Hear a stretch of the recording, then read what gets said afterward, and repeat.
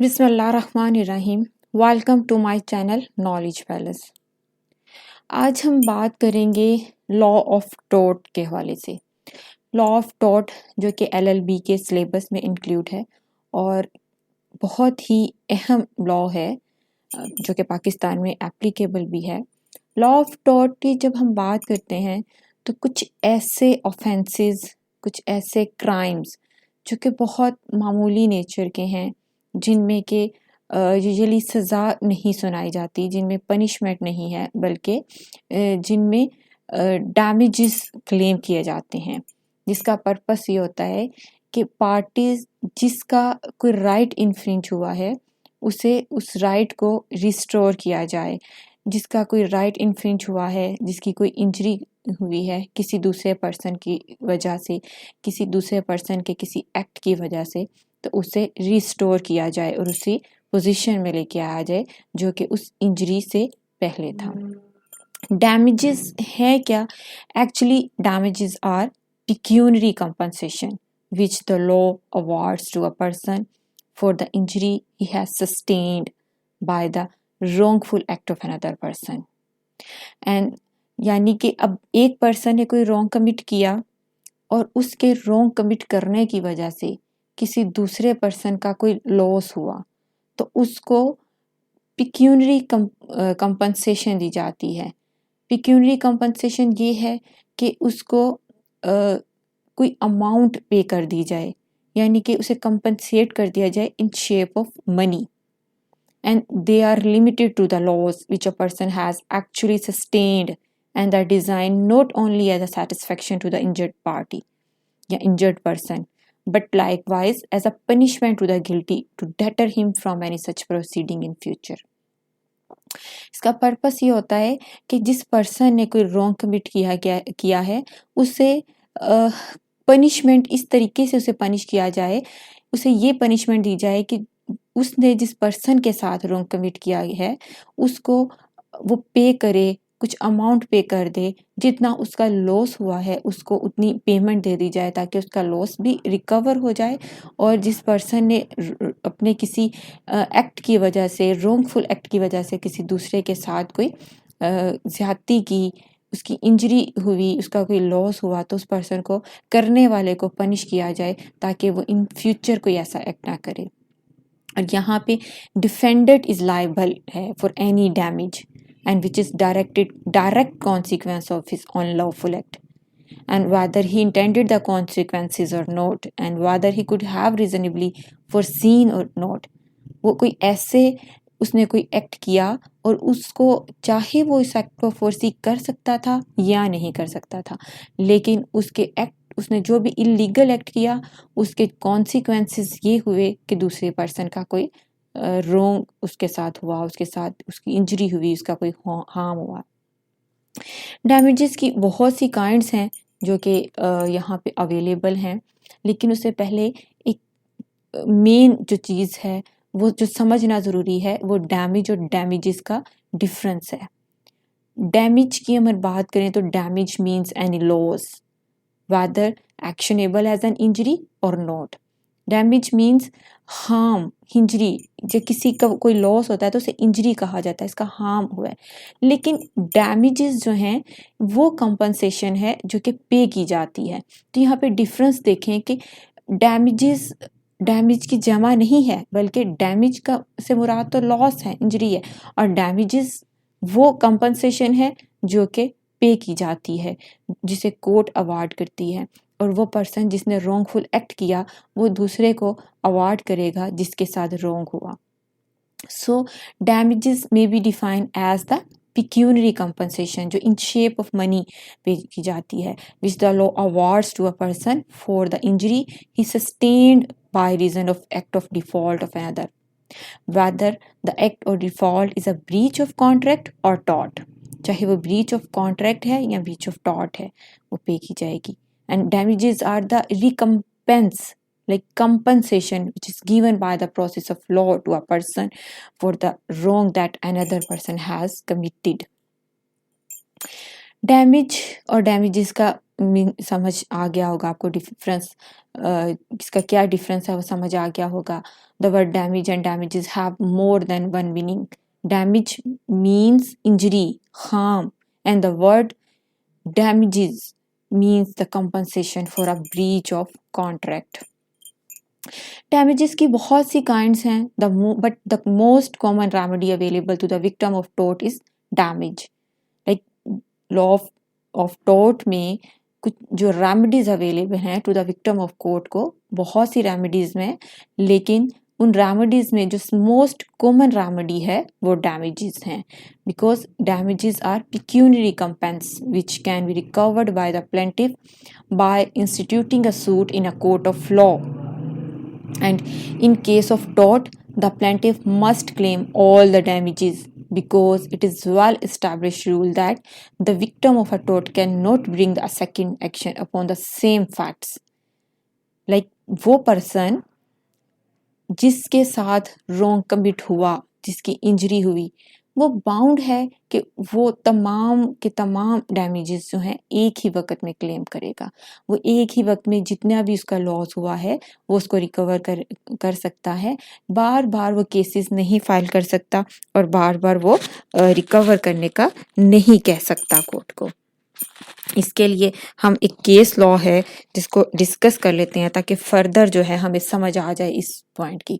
फेटेड versus well case है जिसमें इस फैक्ट को बयान किया गया है, जिसमें कहा गया कि the plaintiff brought an action for battery against the defendant and recovered 11 euro as a damage.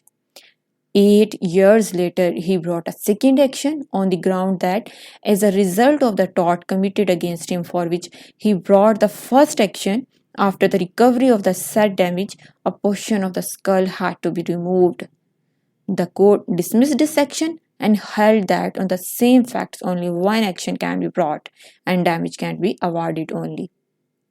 तब इसको मैं आपको मज़ीद ट्रांसलेट कर देती हूँ कि प्लेंटिफ एक पर्सन है जिसके साथ बैटरी कमिट की गई। डिफेंडेंट ने बैटरी कमिट की प्लेंटिफ के साथ। बैटरी क्या है? In law of tort actual touch is called battery, जिसमें एक्चुअल टच है, जिसमें इंजरी है। इस पे अलग से लेक्चर है, वो आप इसे सुन सकते हैं। तो प्लेंटिफ ने ये क्लेम किया कि डिफेंडेंट ने बैटरी कमिट की है और उसका डैमेज हुआ है, जिसमें उसने कोर्ट में क्लेम किया और 11 euro as a damages recover कर लिए।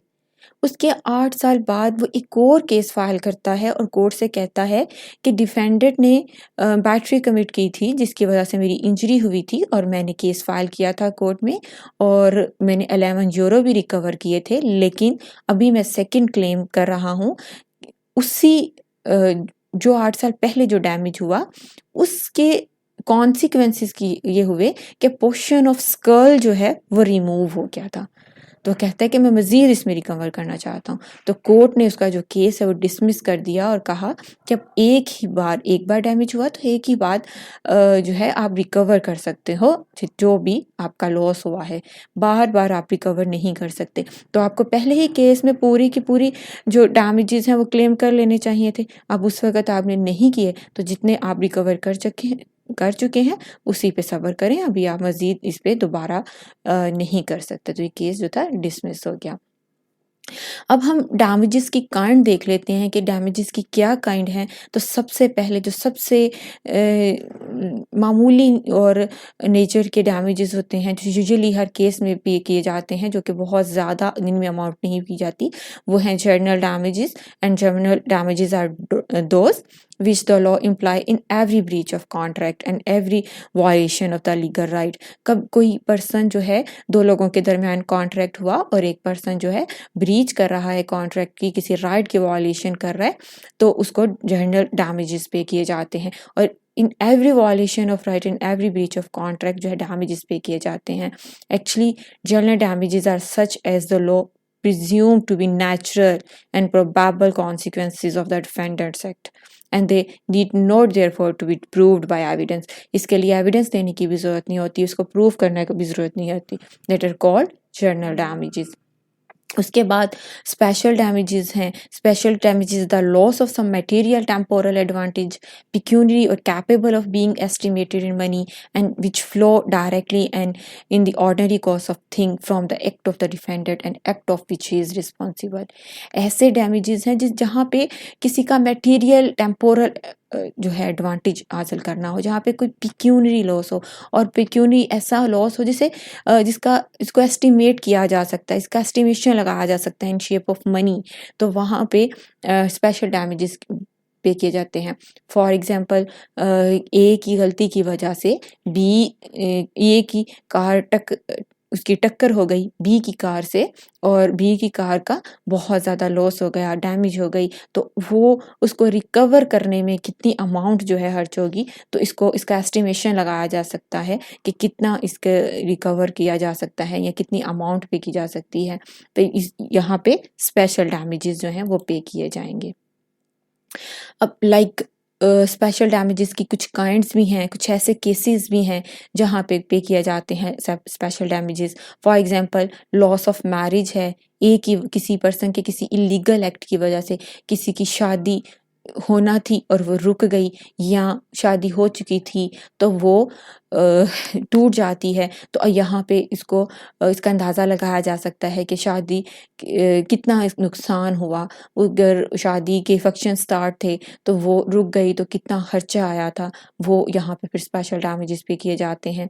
Loss of consortium of husband, किसी के साथ किसी हस्बैंड की जो दूरी है किसी एक पर्सन के एक्ट की वजह से उसके हस्बैंड जो है वाइफ का उसे दूर होना पड़ता है, किसी वजह से उसे उसकी जुदाई बर्दाश्त करनी पड़ती है, यहाँ पे स्पेशल डैमेजेस पे किए जाते हैं। लॉस ऑफ मटीरियल हॉस्पिटैलिटी है, एक पर्सन जिसने गैदरिंग अरेंज की है फ्रेंड्स की, और दूसरा पर्सन जो है उसके फ्रेंड्स को ये कह देता है कि ये तो गैदरिंग जो है ये पार्टी जो है ये पोस्टपोन हो गई। अब वो पर्सन जिसने गैदरिंग या वो पार्टी अरेंज की थी उसका वो जितना भी उसने वहाँ पे खर्चा किया हुआ था उसके लिए वो सब उसका लॉस हो जाता है, तो इसका एस्टिमेशन लगाया जा सकता है। यहाँ पे जो है स्पेशल डैमेजेस पे किए जाते हैं। इसके अलावा लॉस ऑफ एम्प्लॉयमेंट है, एक पर्सन जॉब कर रहा है और उसके बारे में कोई ऐसी बात कह देना जिसकी वजह से कि ये नालायक है, ये सूटेबल पर्सन नहीं है इस जॉब के लिए, और उसकी जॉब चली जाती है, तो ये अंदाज़ा लगाया जा सकता है कि इसके कितना लॉस हुआ है, तो यहाँ पे स्पेशल डैमेजेस पे किए जाएंगे। उसके अलावा लॉस ऑफ डीलिंग है, even though it might have turned over profitably, एक पर्सन कोई बिजनेस डीलिंग्स चल रही हैं किसी सेकंड पर्सन के साथ और किसी थर्ड पर्सन की वजह से उसकी रिप्यूट खराब हो जाती है और उसकी डीलिंग्स जो हैं वो कंप्लीट नहीं हो पाती। कोई कस्टमर जो हैं उसे कुछ परचेज करना चाहते हैं और वो कह दिया जाता है कि इसके जो गुड्स हैं ये अच्छी क्वालिटी के नहीं हैं, तो जिसकी वजह से उसकी डीलिंग्स जो है कंप्लीट नहीं हो पाती, तो यहाँ पे भी इसको एस्टिमेट किया जा सकता है, इसका एस्टिमेशन लगाया जा सकता है कि कितना लॉस हुआ। इसके अलावा लॉस ऑफ पर्टिकुलर कस्टमर्स हैं, अब एक शॉप है उस पर जो है एक कंटिन्यूसली कुछ कस्टमर्स आते रहते हैं लेकिन वहीं उसकी रिप्यूट खराब हो जाती है। कोई रेस्टोरेंट है उसके बारे में दिया जाता है कि इसकी जो फूड्स हैं वो हाइजीनिक हैं, तो उसके जो कस्टमर जो हैं वो दोबारा वहाँ पे नहीं जाते, तो इसको एस्टिमेट किया जा सकता है कि कितना लॉस हुआ। इसके अलावा कोई भी एनी अदर मटेरियल लॉस है जिसका एस्टिमेशन लगाया जा सकता है, वहाँ पे स्पेशल डैमेजेस पे किए जाएंगे। उसके बाद जो डैमेजेस पे किए जाते हैं जो कि थर्ड काइंड है डैमेजेस की, वो है contemptuous damages. Contemptuous damages actually awarded in libel action, and such damage may be awarded where in the opinion of the court the plaintiff deserved morally if not legally what the defendant did to him। contemptuous damages वहाँ पे होते हैं जहाँ पे morally जो है support करना पड़ता है, जहाँ पे प्लेंटिफ मोरली डिजर्व करता है, वो लीगली नहीं बल्कि मोरली डिजर्व कर रहा होता है।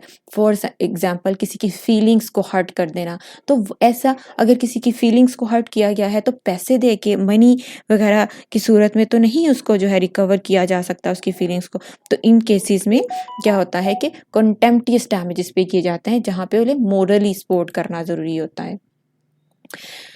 उसके बाद हमारे पास जो नेक्स्ट है वो है प्यूनिटिव डैमेजेस हैं। प्यूनिटिव डैमेजेस वो होते हैं कि इन case of tort the name of damages generally compensatory.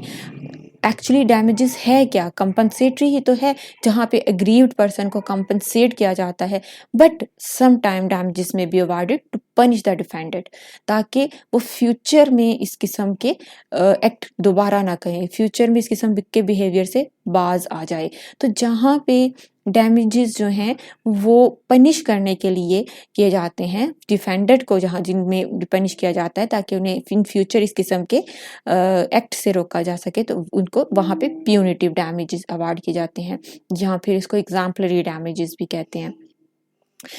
प्यूनिटी damages का स्कोप तो बहुत वाइड नहीं है, बहुत लिमिटेड है, लेकिन अब एस कोर्ट्स में अवार्ड किए जा रहे हैं। लाइक ये वो डैमेजेस हैं जहाँ which are not allowed by the statutes, मतलब ऐसे केसेस जहाँ पे ऐसे टाइप्स हैं जहाँ पे लॉ या स्टैचू कोई डैमेजेस अवार्ड नहीं कर रहा, तो वहाँ पे जो है प्यूनिटिव डैमेजेस अवार्ड किए जाते हैं। या फिर ऐसे cases which are involving oppressive, arbitrary or unconstitutional action by the servant or government, but not extending to oppressive action by private corporations or individuals। यहाँ पे ऐसे केसेस जहाँ जो ऑप्रेसिव और आर्बिट्रेरी हैं या कोई अनकॉन्स्टिट्यूशनल एक्शन है, सर्वेंट की तरफ से या गवर्नमेंट की तरफ से कोई अनकॉन्स्टिट्यूशन एक्शन लिया गया है, तो वहाँ पे भी प्यूनिटिव डैमेजेस अवार्ड किए जाते हैं। या जहाँ पे डिफेंडर का कंडक्ट इस किस्म का है कि वो अपने लिए जो इस चीज़ को किसी दूसरे पर्सन की इंजरी करके खुद उसे अपने लिए सोर्स ऑफ प्रॉफिट बना लेता है, जहाँ पे वो तो इस सूरत में जो है तो कंपनसेट करने के लिए ग्रीड पार्टी को प्यूनिटिव डैमेजेस जो हैं वो पे किए जाते हैं। उसके बाद है कंपनसेटरी डैमेजेस। तो हर केसेस टॉर्ट में जो है जो nature of the damages actually compensatory, compensate ही तो किया जाता है ग्रीव पार्टी को डैमेजेस पे करके, and the endeavour of the court is to restore the person और property as far as may be to the position the person और property would have been had the tort not been committed. Actually damages का purpose क्या होता है कि वो person जिसने damage commit किया है, अब जिस किसी दूसरे पर्सन का जिसका डैमेज हुआ है, जिसकी इंजरी हुई है, जिसका हार्म हुआ है, उसे कुछ पे किया जाए इन शेप ऑफ मनी या मॉरली, ताकि उसको रिस्टोर किया जाए और उसी पोजीशन में लाया जाए। या प्रॉपर्टी का अगर कोई लॉस हुआ है तो प्रॉपर्टी उसको भी रिस्टोर करके उसी पोजीशन में लाया जाए जो कि एक्चुअल डैमेज होने से पहले था। तो ये एक्चुअली डैमेजेस का पर्पस और इसे कंपनसेटरी डैमेजेस कहा जाता है। उसके बाद हमारे पास है prospective damages. Prospective damages are the damages which have not actually taken place but may result from the wrongful act of the defendant। Prospective damages वहाँ पे किए जाते हैं जहाँ पे डिफेंडेड के किसी wrongful act की वजह से प्लेंटिफ का कोई लॉस हुआ होता है। फॉर एग्जाम्पल एक केस लॉ यहाँ पे हम लोग डिस्कस करेंगे। केस लॉ है सुभाष चंद्रा वर्सेस रामनगर AIR 1972 दिल्ली 189। एप्पीलैंड जो है यहाँ पे बॉय है 7 years old and which was hit by a bus owner by the state of the Punjab and driven by the respondent। जो बस थी उस स्टेट ऑफ पंजाब की थी और उसे ड्राइव कर रहा था रिस्पोंडेंट, और एक 7 साल के बच्चे को वो हिट कर देता है जिसकी वजह से उसकी इंजरी हो जाती है and the appellant suffered serious injury. वो जो बच्चा था वो एप्पीलांट है यहाँ पे, इसको बहुत सी इंजरी सीरियस इंजरी होती है और वो डिसेबल हो जाता है कि वो चल भी नहीं सकता, और उसे चलने के लिए जो सर्जिकल शू हैं उनकी ज़रूरत है। Owing to this disability, he could not get employment in certain fields। बहुत सी फील्ड्स ऐसी हैं जहाँ पे फिजिकली फिट होना ज़रूरी है, तो उस डिसेबिलिटी की वजह से वो बहुत सी फील्ड्स जो हैं वहाँ पे इनकैपेबल है, वहाँ पे नहीं जा सकता। तो कोर्ट जो है उसको 3000 अवार्ड करती है ताकि उसका जो प्रोबेबल फ्यूचर लॉस है कि वो एम्प्लॉयमेंट जो है नहीं हासिल कर सकता तो उसे रिकवर किया जा सके।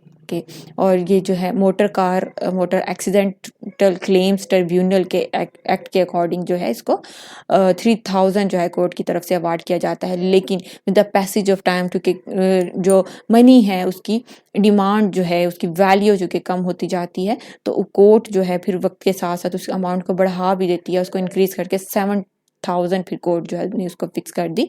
और ये दिल्ली कोर्ट जो है दिल्ली कोर्ट ने जो है वो अनाउंस किया है, तो इसे प्रोस्पेक्टिव डैमेजेस कहा जाएगा।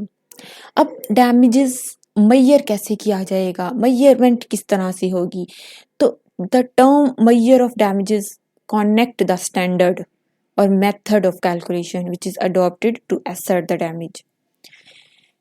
किस तरह से इसको मैयर किया जाएगा, तो इसकी मैयरमेंट का प्रोसीजर ये होगा कि जो एक्चुअल लॉस है, एक्चुअल डैमेज है, वो देखा जाएगा और उसको देखा जाएगा कि लॉस कितना हुआ है, उसको कितने अमाउंट में रिकवर किया जाता है, किस तरह से।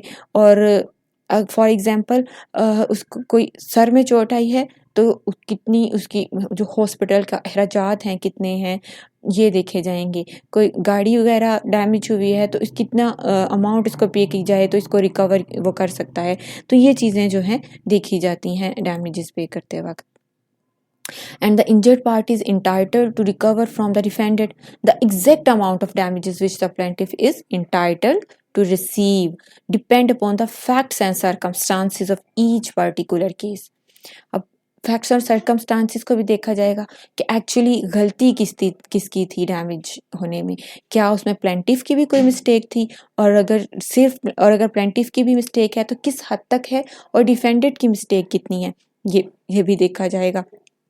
तो फैक्ट्स और सर्कमस्टांसिस को देखते हुए डैमेजेस जो है पे किए जाएंगे। इसकी भी कुछ एग्जांपल्स हैं वो आपको की जाएंगी। फॉर एग्जांपल स्पेशल जो डैमेजेस हैं जिसमें देखा जाता है कि कितनी उसका लॉस कितना हुआ है, यानी कि जो पार्टी की इलनेस है वो कितनी है, क्या किसी उस डैमेज से किसी की डेथ भी हो गई है। फॉर एग्जांपल एक्सीडेंट हुआ तो क्या एक्सीडेंट में किसी पार्टी की डेथ भी हुई है, अगर जस्ट डेफामेशन है तो उसकी फीलिंग्स हर्ट हुई हैं, क्या किसी फैमिली मेम्बर की भी फीलिंग्स हर्ट हुई हैं, और क्या उसकी कोई जॉब वगैरह का भी लॉस हुआ है। तो ये तमाम चीज़ें फैक्ट्स और सर्कमस्टांसेस देखते हुए जो है डैमेजेस पे किए जाएंगे। Hence, for finally analysis, we can say that damages are the pecuniary satisfaction which is plaintiff may obtain by success in action।